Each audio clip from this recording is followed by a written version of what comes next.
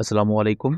Welcome to conflict card रात। दोस्तों, इस वक्त काफ़ी ज़्यादा अहम न्यूज़ इमर्ज हो रही हैं, जिनमें इवन चाइना ने ताइवान को सराउंड कर लिया है और ताइवान के चारों तरफ चाइना बहुत ही ज़्यादा एक्सटेंसिव एक्सरसाइजेस कंडक्ट कर रहा है और वो भी एक बहुत बड़ा कॉन्फ्लिक्ट क्रिएट हो सकता है। दूसरी तरफ ताइवान भी अपनी मिलिट्री को हाई अलर्ट पर कर चुका है। इसको डिटेल से हम डिस्कस करेंगे, लेकिन इस वक्त हम एक छोटी सी वीडियो रिकॉर्ड कर रहे हैं जो कि बहुत ही ज़्यादा अहम खबर है। और खबर कुछ यूँ है कि इंडिया के उत्तर प्रदेश में सहारनपुर फायरिंग रेंज में इंडियन आर्मी बहुत मैसिव पैमाने पर ड्रोन एक्सरसाइजेस कंडक्ट कर रही थी और इन्हीं ड्रोन एक्सरसाइजेस में एक फेलियर की वजह से बहुत बड़ा एक्सप्लोजन होता है और इस एक्सप्लोजन में 4 इंडियन आर्मी के सोल्जर्स बहुत ही ज्यादा क्रिटिकली इंजर्ड हो जाते हैं। इन 4 सोल्जर्स की डिटेल्स क्या हैं और इस एक्सरसाइज में ये एक्सीडेंट हुआ कि उसके पीछे की वजूहात क्या हैं। और एक्सरसाइजेस ये बेसिकली पाकिस्तान और चाइना को डेटर करने के लिए की जा रही हैं। उसके पीछे भी काफ़ी ज़्यादा इन्फॉर्मेटिव चीज़ें हैं, डिटेल्स हैं जो आपको पसंद आएंगी। दोस्तों, यूपी के अगर हम मिलिट्री स्ट्रक्चर की बात की जाए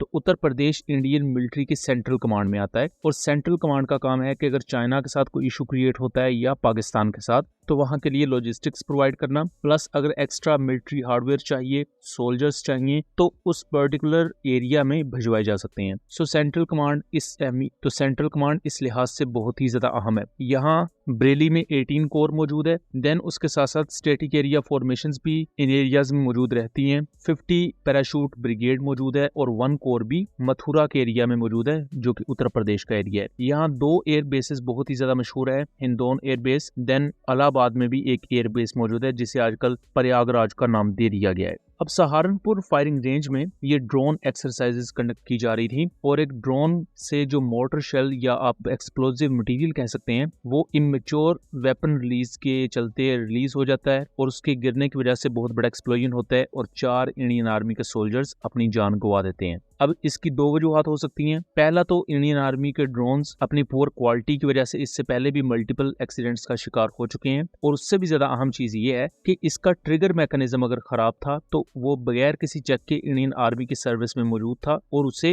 प्रॉपर एक्सरसाइज में यूज किया जा रहा था, जिसकी वजह से इंडियन आर्मी को खुद ही नुकसान उठाना पड़ा। और ये कोई बहुत एक्स्ट्रा ऑर्डिनरी चीज शायद नहीं है इंडियन आर्मी के लिए। यहाँ तक कि अभी तक रिपोर्ट्स मौजूद है कि इंडियन आर्मी सर्विलेंस और स्पाई मिशन के लिए जो ड्रोन्स यूज करती है या इवन ड्रोन्स इंडियन कंपनीज खुद बनाती हैं, उनमें कई कंपोनेंट्स तो चाइना के होते हैं। तो इस चीज पर भी सवाल उठाए जाते रहे हैं कि अगर चाइनीज कंपोनेंट्स इंडियन ड्रोन्स में यूज हो रहे हैं और इंडियन मिलिट्री इंतहाई क्लासिफाइड मिशंस के लिए भी कभी कभार वो ड्रोन्स को यूज कर रही है, तो कल को उनका डाटा तक चाइना हैक कर सकता है। या अगर स्पेयर पार्ट्स की सप्लाई ही चाइना रोक दे तो इंडिया की वो ड्रोन मैन्युफैक्चरिंग फैसिलिटीज बंद होने का भी खतरा रहता है। बट उसके बावजूद भी ये चाइनीज स्पेयर पार्ट्स के साथ ड्रोन्स इंडिया यूज करता है क्योंकि वो इंडिया की मजबूरी है। अब उसके साथ साथ जहां कुछ की कंपोनेंट्स खासतौर पर इलेक्ट्रॉनिक्स से रिलेटेड वो चाइना से आते हैं, बाकी तमाम हार्डवेयर इंडिया खुद बनाता है। और जो वेपन रिलीजिंग मैकेनिज्म है ये चूंकि इंडियन कंपनीज मोस्टली खुद ही बनाती हैं, तो यहाँ अभी तक का जो हमारा एनालिसिस है कि वेपन रिलीजिंग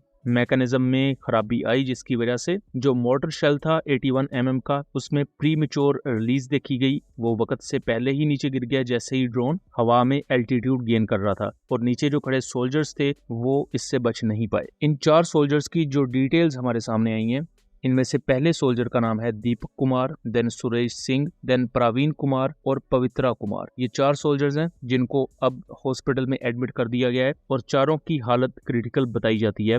अब यहाँ इंडियन आर्मी की इन ड्रोन एक्सरसाइजेस को एनालाइज किया जाए तो इनका बेसिक मकसद ज्यादा से ज्यादा ड्रोन ऑपरेटिव्स को कॉम्बैट रेडी रखना है कि अगर LAC यानी कि चाइना की तरफ से या LOC यानी कि पाकिस्तान की तरफ कोई भी कॉन्फ्लिक्ट जैसी सिचुएशन होती है तो इंडिया अपनी सेंट्रल कमांड से एक्स्ट्रा नफरी उन पर्टिकुलर कॉन्फ्लिक्ट एरियाज में भेज सकता है। और इन FPV ड्रोन्स को हम बहुत ही ज्यादा क्लोजली मॉनिटर कर चुके हैं यूक्रेन रशिया वॉर में। और जो एक्सीडेंट इंडियन आर्मी के साथ पेश आया है, इस तरह के एक्सीडेंट्स हमने मिलिटेंट ऑर्गेनाइजेशन के साथ होते हुए देखे हैं, जैसा कि TTP की अगर मिसाल ली जाए, प्लस म्यांमार में जो रेबल फोर्सेस लड़ रही हैं उनके साथ, क्योंकि वो प्रॉपर ट्रेन नहीं होते और उनके ड्रोन्स भी देसी साख्ता होते हैं जो खुद से कह सकते हैं कि जुगाड़ लगाकर बनाए होते हैं। प्लस उन्होंने ओपन सोर्स मार्केट या ब्लैक मार्केट से भी ऐसे ड्रोन्स खरीदे होते हैं जिनकी कोई बेहतर बिल्डअप क्वालिटी की जमानत भी नहीं दी जाती। तो इंडियन आर्मी के ड्रोन्स भी अगर उसी कैटेगरी में ही आ रहे हैं और उनके साथ भी इश्यूज वैसे ही क्रिएट हो रहे हैं कि ट्रिगर मैकेनिज्म खराब है, प्रीमेच्योर वेपन रिलीज देखने में मिल रही है, तो फिर फिर इंडियन आर्मी को अपनी ड्रोन मैन्युफैक्चरिंग की तरफ देखने की जरूरत है कि अगर इस तरह की पुअर क्वालिटी के ड्रोन्स प्रॉपर कन्वेंशनल आर्मी के खिलाफ पिच किए जाएंगे तो वो बहुत आसानी से एनिमी का यानी कि पाकिस्तान और चाइना के इलेक्ट्रॉनिक वॉरफेयर सिस्टम इनके खिलाफ सॉफ्ट किल्स परफॉर्म कर सकते हैं। सो दोस्तों, ये था एक एनालिसिस। उम्मीद करता हूँ चीज़ें क्लियर रही होंगी। वीडियो पसंद आई हो तो इसे ज़्यादा से ज़्यादा शेयर कीजिएगा ताकि इस तरह की मज़ीद इन्फॉर्मेटिव वीडियोस हम आपके लिए लेकर आ सकें। मिलेंगे अगली वीडियो में, तब तक के लिए अल्लाह हाफिज़।